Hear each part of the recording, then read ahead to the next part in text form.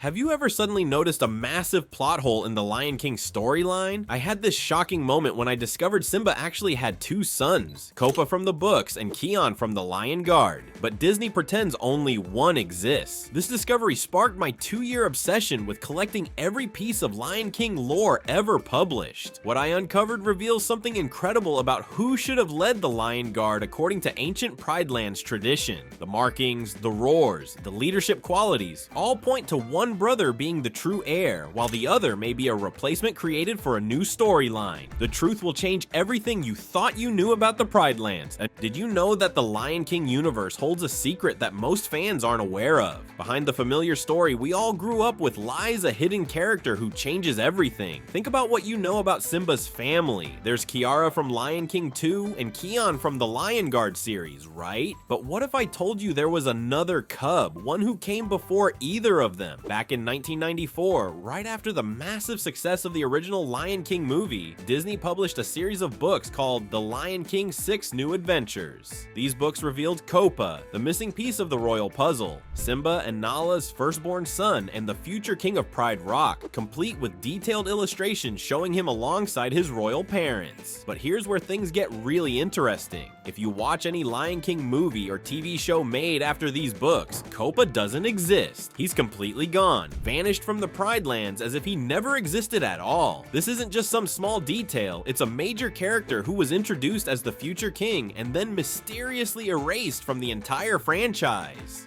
The books weren't some unofficial fan fiction either. They were published directly by Disney and featured all the familiar faces from the movie. Rafiki was there giving his wisdom, Zazu was still the uptight major domo, and Timon and Pumbaa were teaching Kopa their Hakuna Matata philosophy. Everyone treated Kopa exactly as you'd expect, as the prince and rightful heir to Pride Rock. When you look at the illustrations, Kopa is almost a mirror image of young Simba with that same distinctive brown tuft of hair on his head. The book shows Simba teaching Kopa the exact same lessons about being king that Mufasa once taught him. There's even a story where Simba takes Kopa to the top of Pride Rock to show him the kingdom he would one day rule, recreating the iconic everything the light touches scene from the original movie, but with father and son in new roles. The strangest part is the timing. According to the books, Kopa's adventures take place immediately after the first Lion King movie. This means that when Lion King 2 begins with baby Kiara's presentation, Kopa should still be around as the older brother, but he's nowhere to be seen. Not a mention, not a reference, nothing. It's as if Disney completely rewrote their own timeline, leaving this hidden prince in the shadows. So what happened? Why would Disney introduce this character only to pretend he never existed later? Some fans have noticed that Lion King 2 has Simba being incredibly overprotective of Kiara, more than you'd expect from a first-time father. Could this behavior make more sense if Simba had already lost a cub? The theory gets even more interesting when you consider Zira's extreme hatred for Simba, a hatred that seems too intense to be just about Scar's death. When the Lion Guard series came out years later, it introduced Kion as Simba's son and explicitly called him the second born after Kiara. The entire premise of the show centers around the tradition that the second born of the royal family leads the Lion Guard. But if Kopa existed as the book showed, Kion would actually be third born, creating a major continuity problem that Disney has never officially addressed. The disappearance of Kopa represents one of the biggest mysteries in Disney animation history. Was his story too dark to continue? Did later writers simply decide to ignore the books? Or is there an even deeper explanation that connects to Zira's vendetta against the royal family? Those questions about Kopa's disappearance lead us straight into a mind-bending paradox that even Rafiki's wisdom couldn't solve. If you tried to arrange every Lion King story in chronological order, you'd discover something impossible. The timeline literally breaks when the Lion Guard introduces Kion as the second born, because how can Kion be second when Kopa clearly existed first? Disney created two parallel universes that can't possibly coexist within the same Pridelands. Let's trace this fractured family tree from the beginning. The first movie ends with Simba defeating Scar and becoming king. Then the book shows Simba with his son Kopa roaming the Pridelands together. But when we jump to Lion King 2, baby Kiara is being presented as Simba's daughter with absolutely zero mention of her older brother, who should definitely still be around because lion cubs don't just vanish into thin air. And then years years later, the Lion Guard appears and introduces Kion while specifically calling him the second-born after Kiara, as if Kopa never existed at all. Disney has stayed completely silent about this contradiction for decades. No explanation, no acknowledgement, just pretending those books never happened, even though they were officially published with Disney's name right on the cover. Thousands of fans grew up reading about Kopa's adventures, and then suddenly he's erased from existence.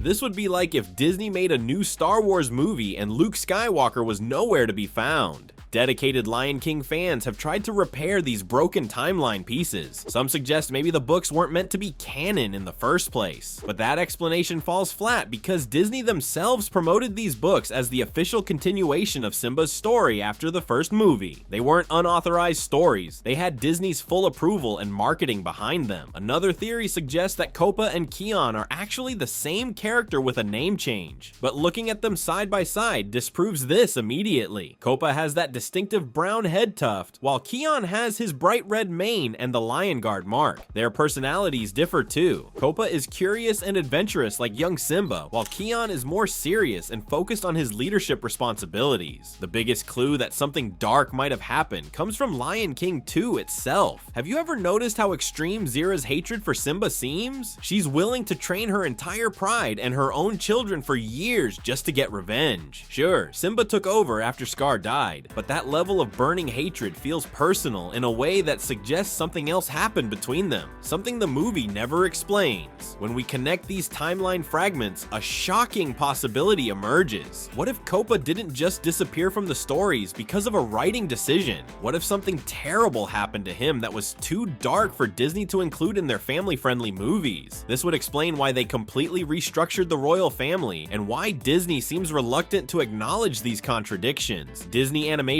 has a long history of softening darker fairy tales, but this could be a case where they had to completely erase a character because his fate was too tragic to explain. The timeline paradox becomes even more significant when we consider Pride Land's traditions. If ancient law states the second-born leads the Lion Guard, but Kion is actually third-born if we include Kopa, then neither of Simba's sons fits the traditional role as described in the series. The animation studio that famously softens dark stories might have faced a tragedy too grim even for them to acknowledge. A villain who crossed the ultimate line. When you look at Zira's obsessive vendetta against Simba's family and his extreme overprotectiveness of Kiara, the pieces of a horrifying event start falling into place, revealing what might have really happened to the forgotten heir of Pride Rock. Have you ever noticed how unusually intense Zira's hatred seems in Lion King 2? There's something deeply personal about her rage that goes beyond Scar losing the throne. When Simba confronts Zira in the Outlands, his cold fury reveals deeper wounds as he warns, "You know the penalty for returning to the Pride Lands." His tone carries the weight of someone who's experienced devastating personal loss, like a father who's already lost one child to violence.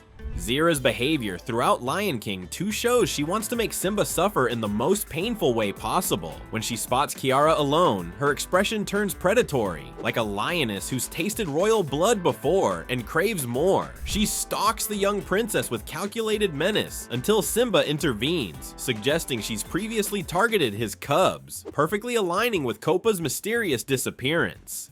What's really telling is a scene Disney cut from the final movie where Zira directly tells Simba, "You took everything from me, my home, my family." This specific grievance hints at a tragic conflict between these royal families before the events we see on screen. Combined with Simba's extreme protective parenting with Kiara, it points to a past trauma that forever changed his approach to fatherhood. The books reveal Kopa had a habit of wandering alone in the Pride Lands, much like Simba did as a cub. A young prince excitedly exploring his future kingdom would be completely vulnerable to anyone harboring a grudge against the royal family. And lurking in the shadows, plotting revenge against Simba, Zira and her loyal followers banished to the Outlands but still close enough to launch a sudden attack. Even more compelling evidence comes from Lion King comics published in Germany called The Mystery of Timon's Home. Though they never mention Kopa by name, they contain a shocking revelation. Zira and her pride attacked a young lion cub under Simba's protection. The timing perfectly perfectly matches when Kopa would have disappeared from the Pride Land's history. This attack explains everything about Lion King 2 that previously made no sense. Simba's extreme overprotectiveness of Kiara reflects the trauma response of a parent who already lost one child to violence. It clarifies why Simba would banish Zira's entire family to the barren outlands with a death penalty for returning, a punishment fitting for someone who attacked the crown prince, but excessive for merely supporting Scar. And most importantly, it reveals why Disney might have completely removed Kopa from their official timeline. A villain murdering a child protagonist is extremely dark territory for a children's franchise, far beyond even the parental death that happens in many Disney films. Rather than addressing this traumatic event, it would be simpler to pretend Kopa never existed when creating sequels and TV series years later. Look at the scene where Simba finally allows Kiara to hunt alone, but stations Timon and Pumbaa to secretly watch her. His anxiety is overwhelming. He paces, worries, and can barely let her out of his sight.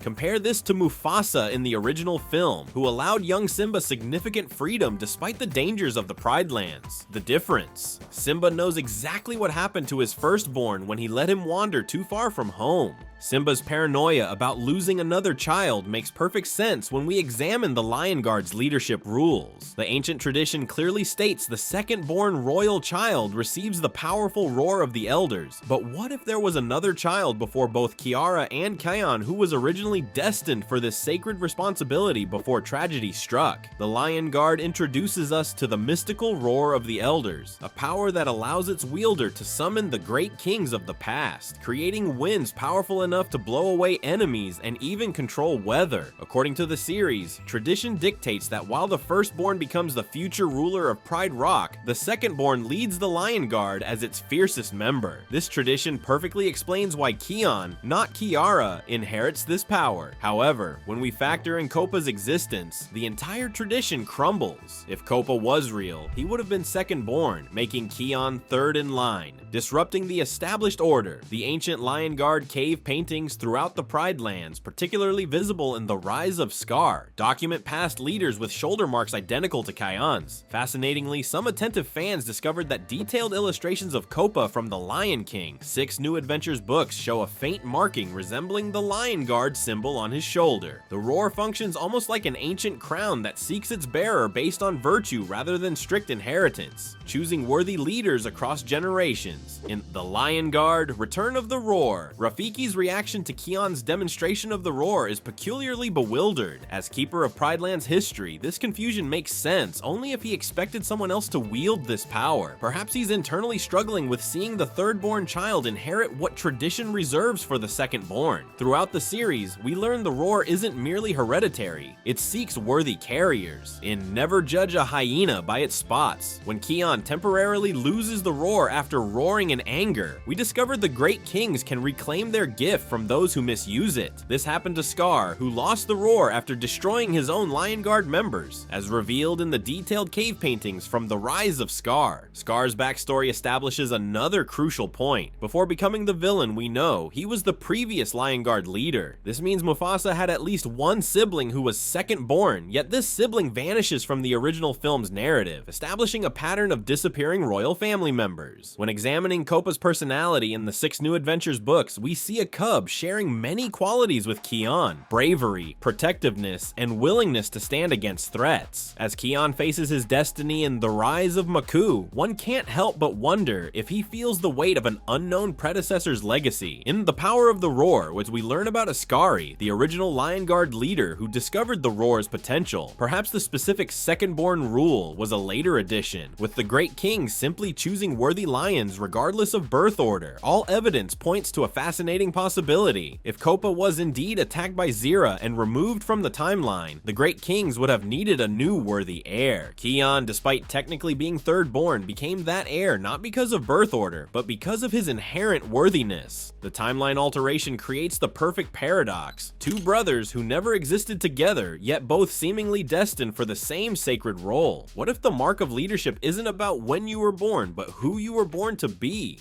The ancient traditions tell us that the second-born receives the roar of the elders, but when we look deeper into the cave paintings and historical records of the Pride Lands, a more complex truth emerges about who the great kings truly intended to lead. The ancient cave paintings reveal something fascinating beyond our initial understanding. These detailed illustrations show lions with specific qualities in their stances and expressions: confidence, wisdom, and selflessness that transcend simple birth order. The most legendary Lion Guard leaders appear with stars above their heads, suggesting they were chosen by destiny itself rather than mere tradition. Looking at the oldest paintings before the second-born rule was documented, we discover the earliest Lion Guard leaders were selected through special ceremonies where cubs faced trials of character. This suggests the original tradition valued worthiness over birth position, and only later became simplified to the birth order rule we hear about in Kion's time. The great kings of the past might never have cared about birth order at all. Kopa showed remarkable growth in the books. In Vulture Shock, he risked his own safety to save a young animal friend, displaying exactly the protective instinct the Lion Guard requires. Meanwhile, Kion's seriousness and natural leadership gives him strategic advantages that would benefit the Guard in complex situations. The roar itself seems to possess a mysterious consciousness. In The Rise of Scar, the roar responds differently based on Kion's emotional state, destructive when used with anger, but precise and powerful when used righteously. This suggests the roar isn't just a tool passed down mechanically through generations. It's a living force that evaluates the worthiness of its wielder beyond just their family position. What if the timeline alteration was caused by the great kings themselves? Ancient Pride Lands legends speak of how the kings sometimes intervene when the circle of life faces danger. If Kopa was indeed attacked by Zira and his fate too traumatic for the Pride Lands to bear, perhaps the kings altered reality, creating a new timeline where Kion could lead without carrying the burden of his brother's tragic past. The most compelling evidence comes from the Tree of Life episodes. When Kion doubts his worthiness after losing his scar, Ronnie tells him something that challenges everything we thought we knew. The roar chooses who it belongs to. This revolutionary statement suggests that regardless of birth order, family lineage, or even timeline continuity, the power itself selects its wielder based on qualities only the great kings can fully perceive. When examining all the evidence across both timelines, a powerful truth emerges. Both Kopa and Kion possess the qualities needed to lead the Lion Guard, but they existed in different versions of Pride Land's history. It's not about who deserved it more, it's about who was present when the power needed to be wielded. So who truly deserves to wield the roar? The firstborn from one timeline or the secondborn from another? Perhaps the question itself misses the deeper wisdom of the great kings who adapted their choice to the reality that existed. Our journey through the Lion King's confusing timeline ends with a shocking revelation. Both Kopa and Kion had legitimate claims to lead the Lion Guard in completely different versions of Pride Land's history. This mysterious contradiction shows how Disney created the original Heir in those 6 New Adventures books, then essentially rewrote reality when the TV series introduced Kion as the chosen one. Disney's habit of creating compelling storylines, then abandoning them, leaves us superfans connecting dots across disconnected narratives. What do you believe truly happened to Kopa? Was he simply erased from Disney's records? Or did something darker occur that was too intense for children's entertainment? Share your theory below. The true timeline of Pride Rock awaits your interpretation.